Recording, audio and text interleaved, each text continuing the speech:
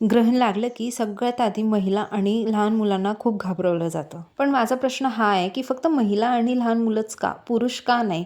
चला आज आपण 5 गैरसमज याचे तोडूयात.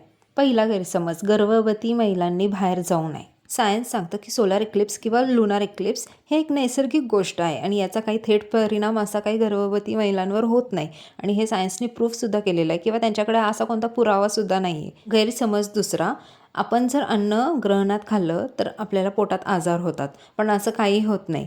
पूर्वीच्या वेळेस फ्रीज नव्हते म्हणून अन्न खराब व्हायचं म्हणून असे नियम बनवले गेले होते. गैरसमज तिसरा, धारदार शस्त्र वापरू नये, कापू नये किंवा शिवणकाम करू नये. ह्यामागे ना धार्मिक श्रद्धा आहे, पण याचा परिणाम आपल्या शरीरावर बिलकुल होत नाही. गैरसमज चौथा, महिलांच्या शरीरावर वाईट परिणाम होतात, म्हणजे वाईट ऊर्जा त्यांच्यावर परिणाम करत असते असं सगळ्यांना वाटतं. खरं सांगायचं म्हटलं ना, भीती आणि ताण ह्यामुळे शरीरावर जास्त अफेक्ट होतो आपल्या महिलांवर, पण ग्रहणाचा काहीच अफेक्ट होत नाही. गैरसमज पाचवा, पुरुषांवर याचा काहीच परिणाम होत नाही. ग्रहण तर सगळ्यांसाठी समान असतं, मग पुरुषांसाठी का हे लागू होत नाही आणि फक्त महिलांसाठी आणि लहान मुलांसाठीच का लागू होतं? श्रद्धा ठेवा, पण अंधश्रद्धा नका ठेवू. तुम्हाला भीतीत जगायचंय की माहितीत, हा निर्णय तुमचा आहे.